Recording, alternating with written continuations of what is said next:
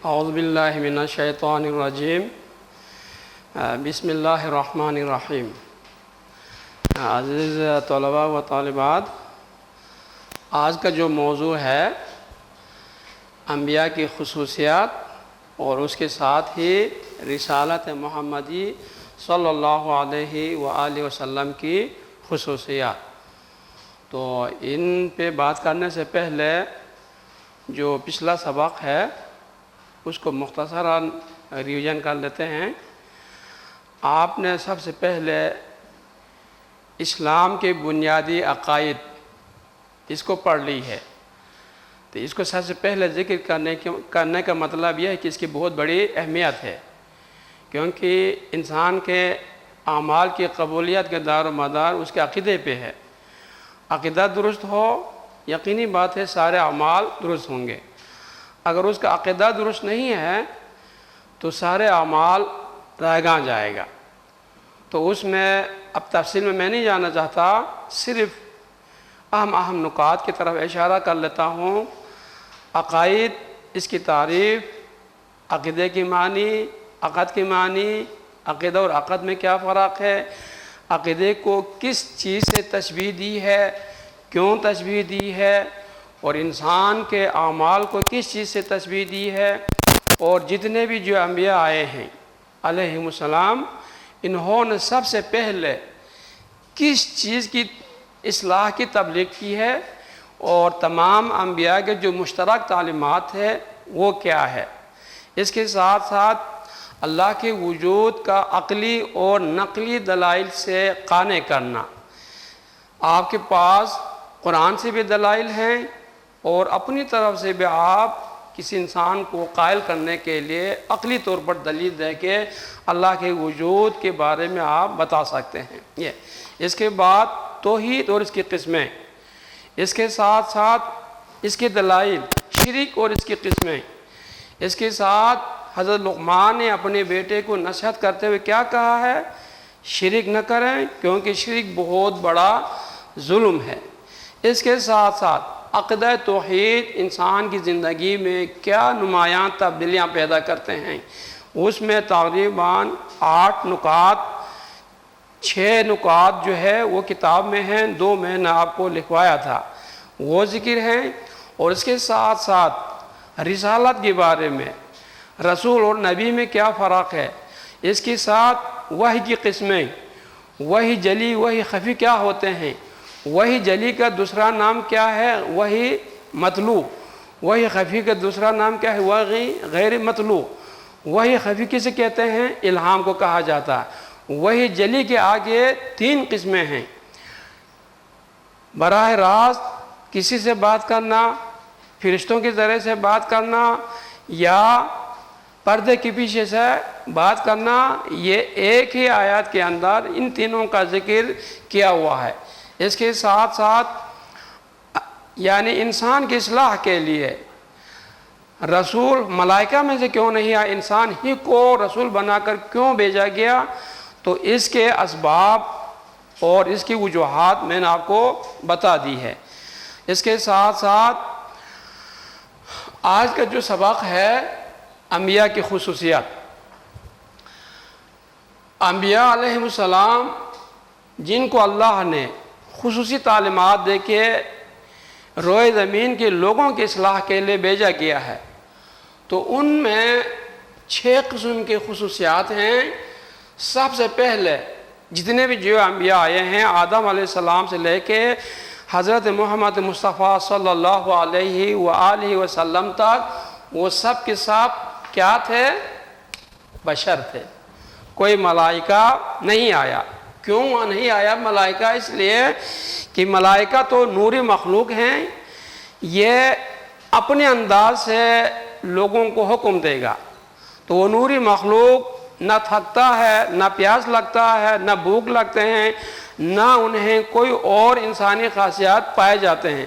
وہ انسان کو عمل پہ ہی معمول کریں گے، وہ انسان کے بس میں نہیں ہے۔ تو انسان کو نبی بنا کر بھیجنے کے مقصد یہ ہے انسان کو کہ انسان کی خاصیت کو اچھی طرح سمجھتا ہے، تو وہ اپنی خاصیت کے مطابق اسے کام دے گا کہ اس کی طاقت سے بڑھ کے کوئی کام نہیں دے گا۔ اللہ نے قرآن میں بھی فرمایا لا یکلف اللہ نفسا الا وسعہا، اللہ انسان کو اس کی طاقت کے مطابق کام دے گا، طاقت سے بڑھ کے کوئی کام نہیں دے گا۔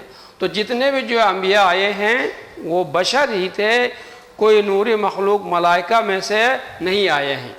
آپ کو قرآن سے دلیل ملتا ہے وَمَا أَرْسَلْنَا مِن قَبْلِكَ إِلَّا رِجَالًا نُوحِي إِلَيْهِمْ، اے نبی صلی اللہ علیہ وآلہ وسلم، آپ سے پہلے جو بھی ہم نے رسول بھیجے ہیں تو وہ آدمی ہی تھے، ہم ان کی طرف وحی کر کے اللہ کے احکامات کو انہیں بتا دیتے تھے۔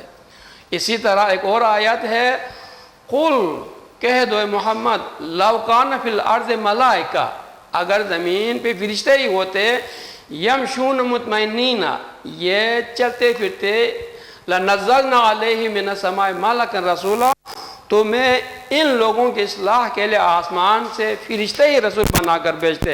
اب اسے کیا مطلب آغاز کیا کہ اس زمین پہ چلنے والے انسان ہی ہوتا ہے، تو انسان کو سمجھ کے وہ کام دے دیتا ہے۔ تو اللہ نے جتنے بھی جو انبیاء اس دنیا میں مبعوث فرما دیے وہ بشر ہی تھے، کوئی نوری مخلوق نہیں ہے۔ آپ اپنے کلمے میں بھی اپنے نبی صلی اللہ علیہ وسلم کی بشریت کا اقرار کر لیتا ہے، اشہد ان لا الہ الا اللہ و اشہد ان محمد عبدہ و رسولہ۔ اور اسی طرح سورہ کہف کے آخری آیات میں ہے قل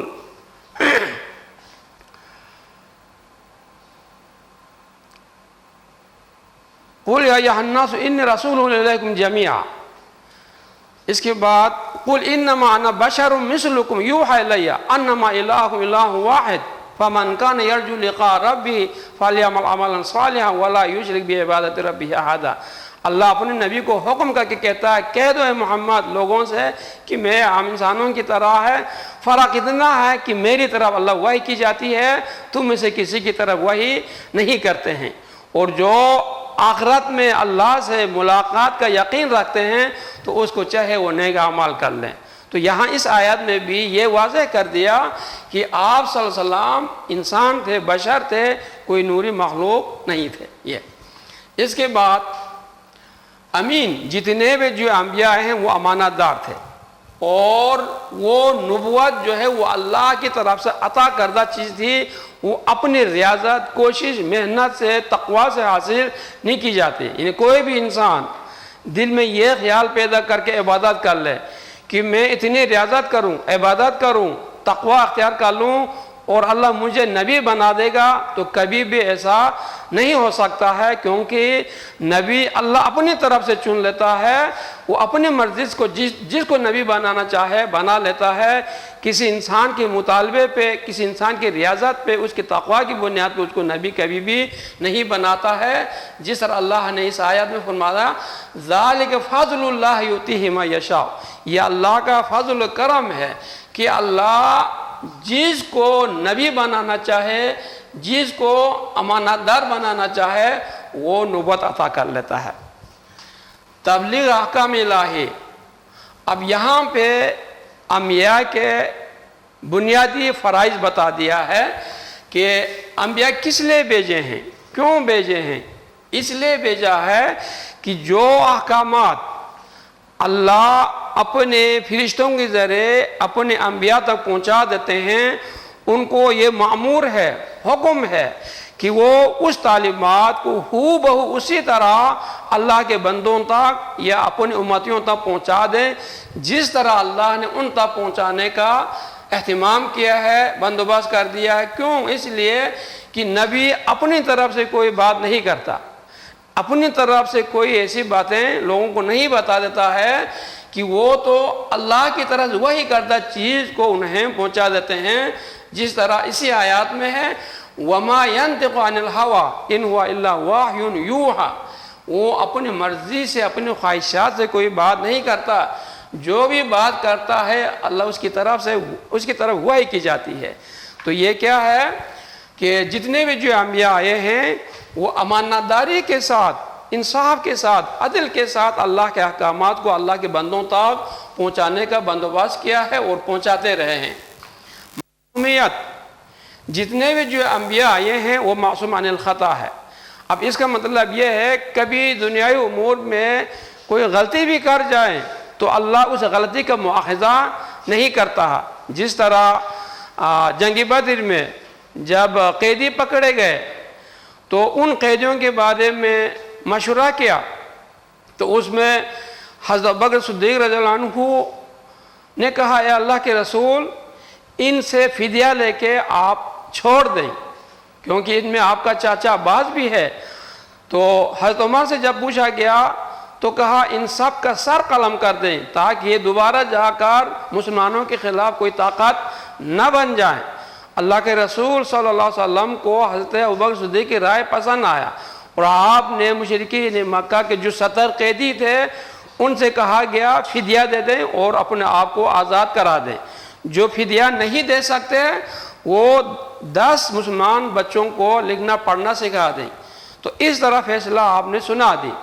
تو ان کے بارے میں وعید کے ساتھ ڈانٹ کے ساتھ اللہ نے آیات نازل کر دی۔ کہا سورہ انفال میں ما کان لنبی ان یکون له اسرى حتى یثخن فی الارض تريدون عرض الدنیا واللہ یرید الآخرہ واللہ عزیز حکیم لولا کتاب من اللہ سبق لمسکم فیما اخذتم عذاب عظیم فَكُلُوا مِمَّا غَنِمْتُمْ حَلَالًا طَيِّبًا وَاتَّقُوا اللَّهَ إِنَّ اللَّهَ غَفُورٌ رَحِيمٌ۔ جب صبح ہو جاتے ہیں حضرت عمر رضی اللہ عنہ اللہ کے رسول کے دربار میں دیدار دیکھنے پہنچ جاتے ہیں تو حضرت ابوبکر صدیق اور اللہ کے رسول صلی اللہ علیہ وسلم دونوں رو رہے تھے۔ کہا میرے ماں باپ آپ پہ قربان ہو، کیا ہو گیا؟ اللہ کے رسول کہا عمر قرآن تیرے رائے پہ نازل ہو گیا ہے۔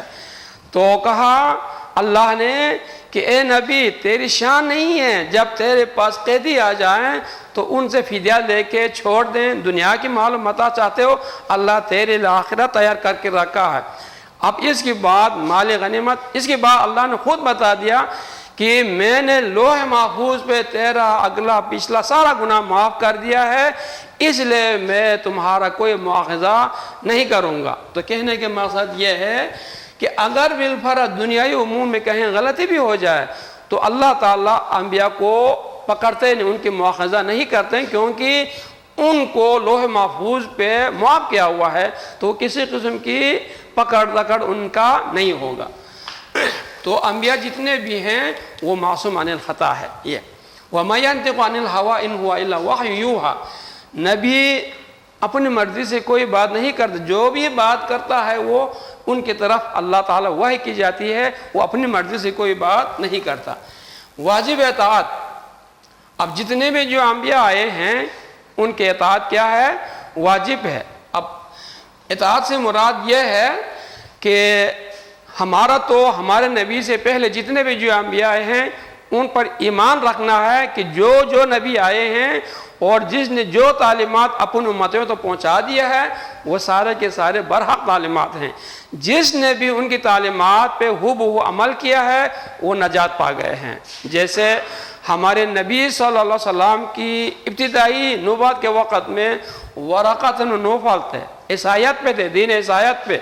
تو جب اس کو اللہ کے رسول کے بارے میں بتایا گیا تو کہا یہی آخری نبی ہے، کاش کہ میں زندہ رہتا اور جب قوم مجھ سے نکال دے میں اس کی دفاع کر لوں، مگر وہ بہت جلدی وفات پا گئے۔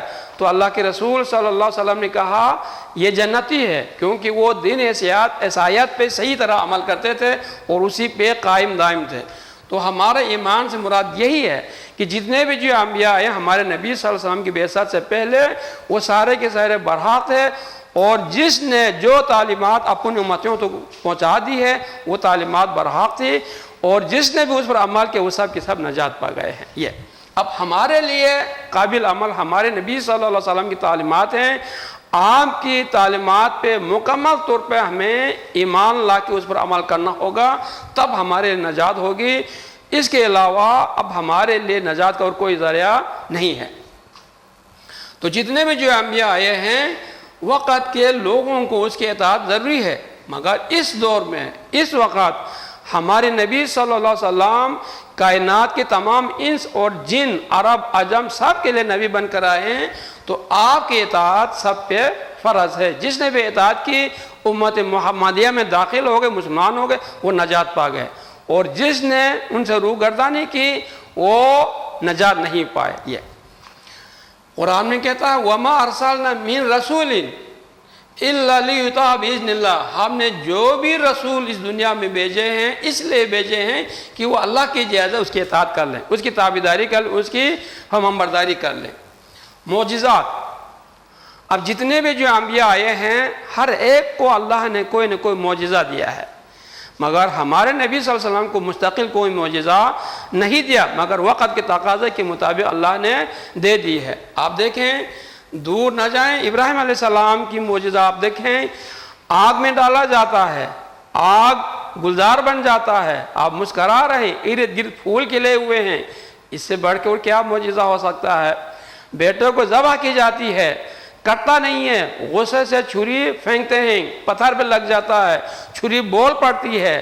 جلیل نے کہا ہے نہ کٹیں، خلیل نے کہا کٹیں، میں جلیل کی بات مانوں کہ خلیل کی بات نہیں مانوں، یہ معجزہ ہے۔ اور آسمان سے اپنے بیٹے کے فدیے کے طور پر وہاں سے دمبے دو بھیجے ہیں، اللہ نے کہا ان کی قربانی کر لو۔ اس طرح جو ہے یہ ہے، اور بھی بہت سے معجزے ہیں۔ اسی طرح جو ہے حضرت موسیٰ علیہ السلام کو ید بیضا اور عصا دے دی ہے، اس کے علاوہ 7 معجزے اور بھی دیے تھے۔ ان معجزات سے وہ جو کام لینا چاہے لے لیتے تھے۔ اور اسی طرح حضرت عیسیٰ علیہ السلام کو 5 بڑے معجزے دیے تھے، کہ ایک تو کیا ہے، مادر ذات اندھا، جو ماں کے پیٹ سے اندھا پیدا ہوتے تو اس کے آنکھ پہ ہاتھ پھیر دیتے تو اللہ کی اجازت اس کی بینائی لوٹ آ جاتی تھی۔ اور اسی طرح جو کوڑی کی بیماری، اس پہ بھی ہاتھ پھیر لیتے تو وہ درست ہو جاتے تھے۔ اور اسی طرح مردے کو زندہ کر لیتے تھے۔ اور اسی طرح پرندے کا ڈھانچہ بنا کے اس میں پھونک مارتے تو اللہ کی اجازت سے سچ مچ کے پرندہ بن کے اڑ جاتے تھے۔ اور انسان جو کچھ کھا کے آ جاتے اور جو کچھ گھر میں جمع کر کے آ جاتے وہ سارے کے سارے بارے میں بتا دیتے تھے۔ اور ہمارے نبی صلی اللہ علیہ وسلم کو جب مشرکین مکہ نے مطالبہ کیا اگر تو سچا نبی ہے تو اس چاند کے 2 ٹکڑے کر دیں، اللہ سے دعا کی، اللہ نے کہا آپ ہاتھ کے اشارہ کر لیں، آپ نے انگلی کے اشارے سے اس چاند کے 2 ٹکڑے کر دی، یہ وقت کے تقاضے کے مطابق آپ کو معجزہ دے دیا۔ اور بھی بہت سے معجزے ہیں۔ تو انبیاء کو جو معجزہ دیا گیا ہے وہ عام انسانوں کو نہیں ملتے ہیں۔ عام انسانوں کو جو کچھ ملتا ہے اس سے کرامت کہا جاتا ہے، معجزہ نہیں کہا جاتا ہے۔ یہ